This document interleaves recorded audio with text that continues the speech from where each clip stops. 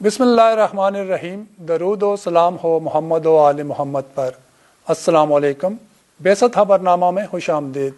नज़र डालते हैं 4 जनवरी की अहम मुल्की और आलमी खबरों की शह सुर्खियों पर।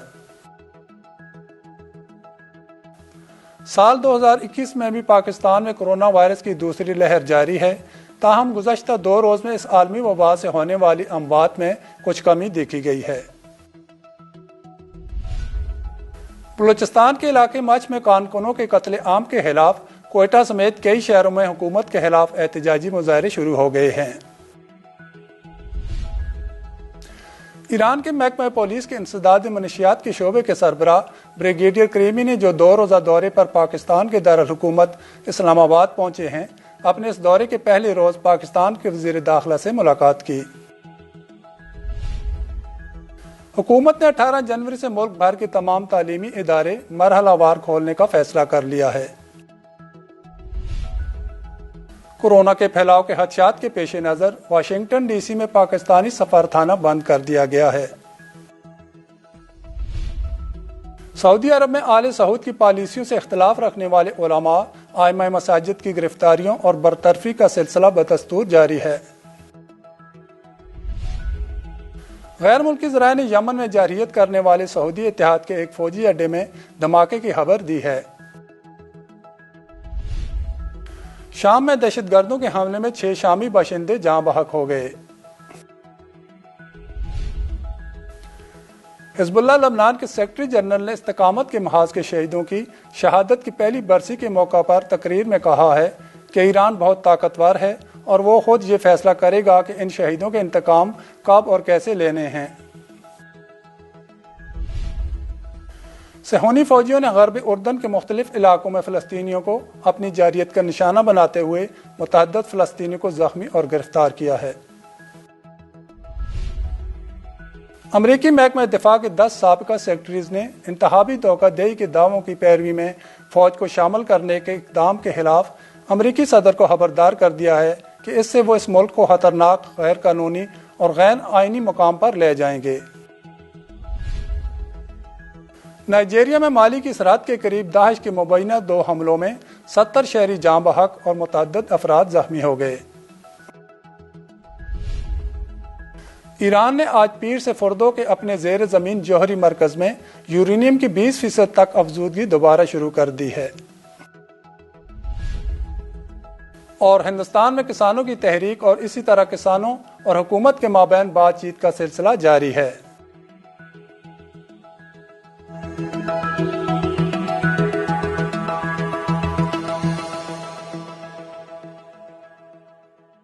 और अब खबरें तफसील के साथ। साल 2021 में भी पाकिस्तान में कोरोना वायरस की दूसरी लहर जारी है। ताहम गुज़श्ता 2 रोज़ में इस आलमी वबा से होने वाली अमवात में कुछ कमी देखी गई है। सरकारी पोर्टल के मुताबिक गुज़श्ता 24 घंटों के सामने आए एदाद शुमार के मुताबिक मुल्क भर में 1895 अफराद में वायरस की तस्दीक हुई, जबकि मजीद 39 अफराद लुक़मा अजल बने। ताहम गुज़श्ता 24 घंटों में सेहतयाब होने वाले अफराद की तादाद 1797 रही। यूँ अब तक मुल्क में कोरोना वायरस से मुतासरा अफराद की तादाद 4,88,529 हो गई, जिसमें से 90% से ज़ायद यानी 4,42,457 मरीज सेहतयाब हो गए, जबकि अमवात की तादाद 10,350 तक पहुँच गई। इस तरह मुल्क में फ़ाल केसेस की तादाद 35,722 रह गई। बलूचिस्तान के इलाके मच में कारकुनों के कत्ले आम के खिलाफ कोयटा समेत कई शहरों में हुकूमत के खिलाफ एहतजाजी मुजाहरे शुरू हो गए हैं। बलूचिस्तान के इलाके मच में कारकुनों की शहादतों के खिलाफ हजारा कबीले के अफराद ने कोयटा में गुज़श्ता रोज धरना दिया था, जो आज भी जारी है, जबकि दूसरे रोज भी मैयतों की तदफीन नहीं की गई। मुजाहिरीन का कहना है कि हुकूमत अवाम की जान और माल की तहफ़्फ़ुज़ में मुकम्मल तौर पर नाकाम है। वाक़या में मुलव्वस अफराद को फौरी तौर पर गिरफ्तार किया जाए और करार वाकई सजा दी जाए।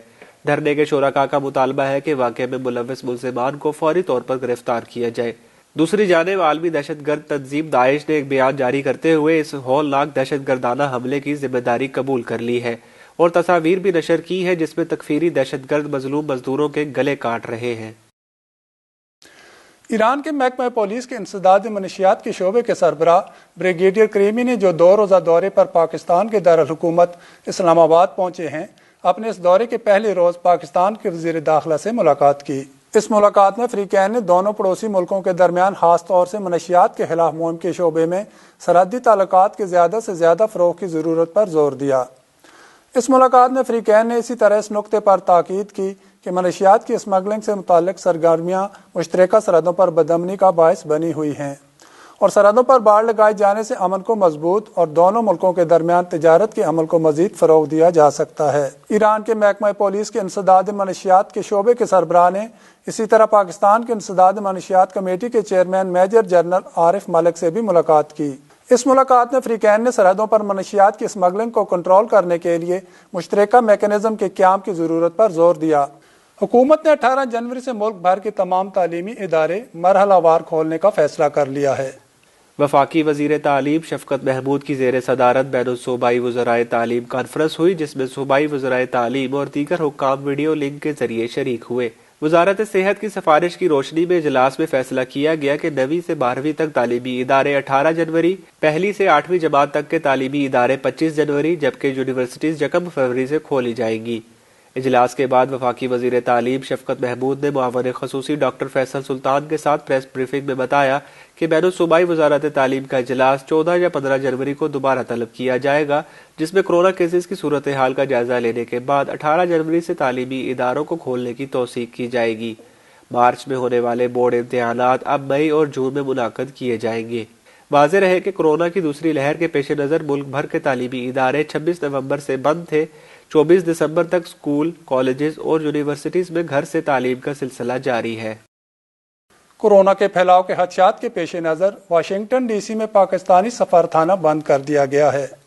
پاکستانی سفارتخانے کے ترجمان کے مطابق کورونا کیسز کے ممکنہ پھیلاؤ و خطرات کے پیش نظر واشنگٹن ڈی سی میں پاکستانی سفارتخانہ بند کر دیا گیا ہے، تاہم یہ بندش صرف آئندہ 3 روز تک کے لیے ہے۔ ترجمان کے مطابق سفارتخانہ 4 سے 6 جنوری تک بند رہے گا۔ سفارتخانہ کو جراثیم کش سپرے کرنے کے بعد کھول دیا جائے گا اور اس دوران کونسلر سروسز بھی بند رہیں گی، جبکہ سفارتخانے کے تمام عملے کا کورونا ٹیسٹ بھی کروایا جائے گا۔ تاہم ویزا یا پاسپورٹ کے لیے آن لائن سروس کھلی رہے گی۔ سعودی عرب میں آل سعود کی پالیسیوں سے اختلاف رکھنے والے علماء، ائمہ مساجد کی گرفتاریوں اور برطرفی کا سلسلہ بدستور جاری ہے۔ سعودی اخبار کی رپورٹ کے مطابق حکومت نے آل سعود کی مخالفت کی پاداش میں الباختہ کے علاقے کے 7 ائمہ مساجد و جمعہ کو ان کے عہدوں سے سبکدوش کر کے گرفتار کر لیا ہے۔ جبری طور پر ملازمتوں سے نکالے جانے والے علماء پر الزام ہے کہ انہوں نے حکومت کی پالیسیوں کی پیروی نہیں کی اور عالم عرب کی معروف سیاسی و مذہبی جماعت اخوان المسلمین کے خلاف خطبہ دینے سے متعلق وزارت اسلامی امور کی ہدایات پر عمل درآمد میں سستی کا مظاہرہ کیا ہے۔ واضح رہے کہ اس سے قبل گزشتہ ہفتوں کے دوران بھی سعودی عرب کے مختلف شہروں میں بڑی تعداد میں علماء ائمہ مسجد و جمعہ کو ملازمت سے سبکدوش کر دیا گیا تھا۔ ان پر الزام تھا کہ انہوں نے حکومت کی پالیسیوں کی پیروی نہیں کی، اس لیے وہ اس منصب کے اہل نہیں رہے۔ سعودی وزارت اسلامی امور، دعوت اور ارشاد کے وزیر عبداللطیف بن العزیز نے میڈیا سے بات کرتے ہوئے اس امر کی تصدیق کی، تاہم انہوں نے دعویٰ کیا کہ وزارت اپنے ماتحت کسی ملازم یا امام کو ملازمت سے نکالنا نہیں چاہتی۔ غیر ملکی ذرائع نے یمن میں جارحیت کرنے والے سعودی اتحاد کے ایک فوجی اڈے میں دھماکے کی خبر دی ہے۔ میڈیا کے مطابق یمن کے صوبے ابین میں سعودی عرب کی ایک فوجی چھاؤنی میں خوفناک دھماکہ ہوا ہے۔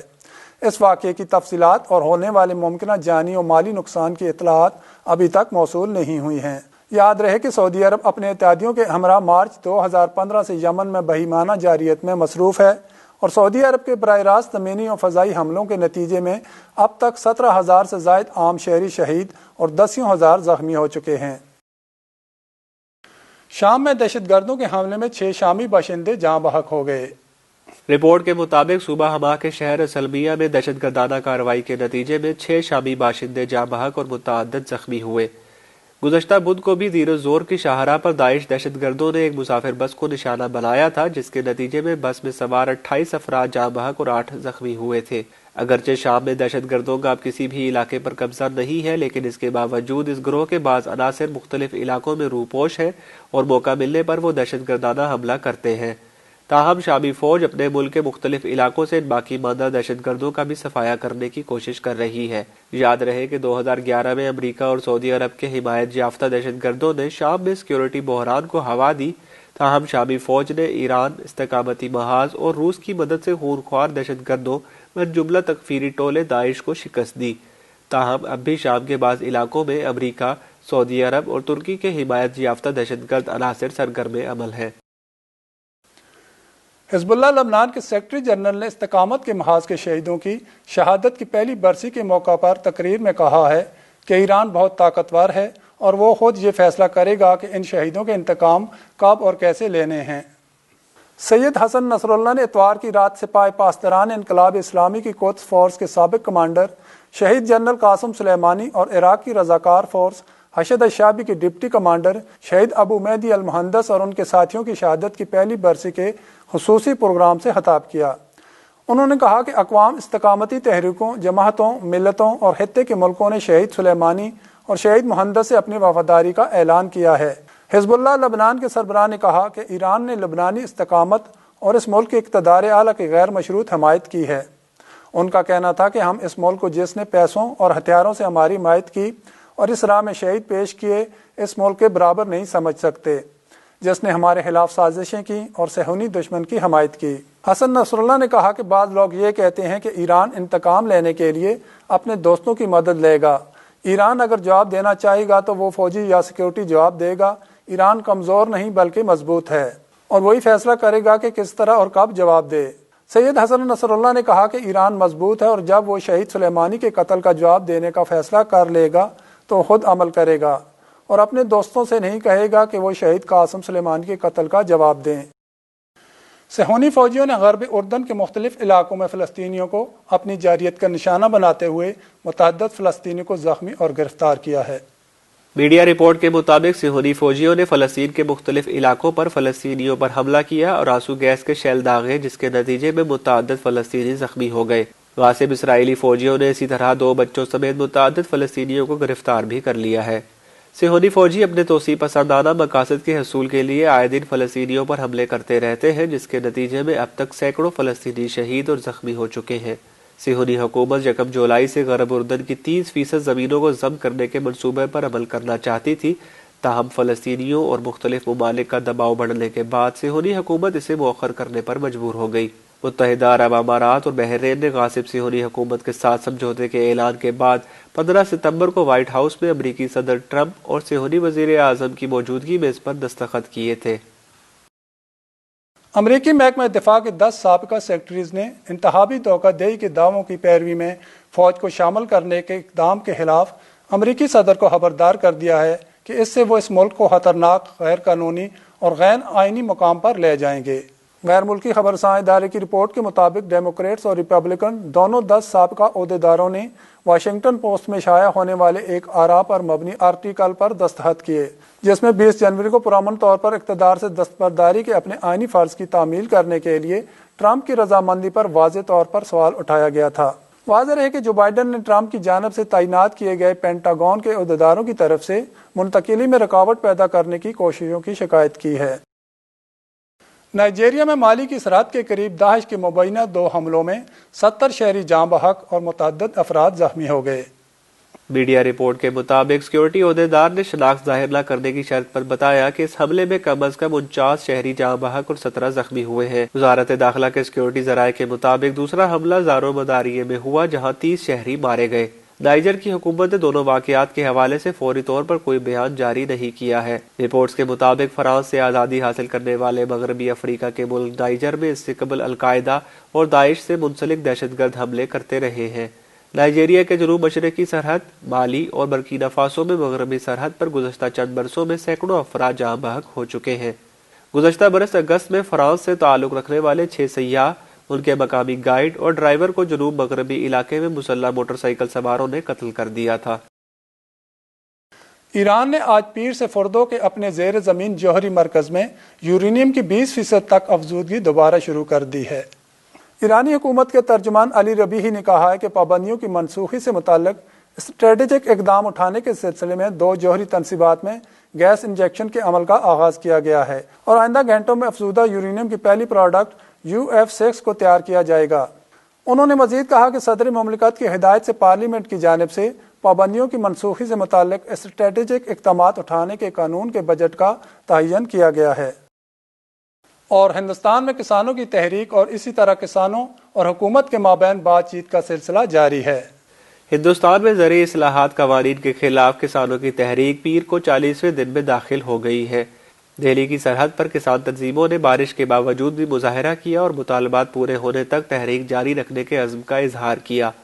کسان تنظیموں اور حکومت کے درمیان اگلے دور کے مذاکرات آج ہونے جا رہے ہیں، تاہم اس سے قبل بھی مذاکرات کے کئی دور ہوئے جن میں خاطر خواہ کامیابی حاصل نہیں ہو سکی ہے۔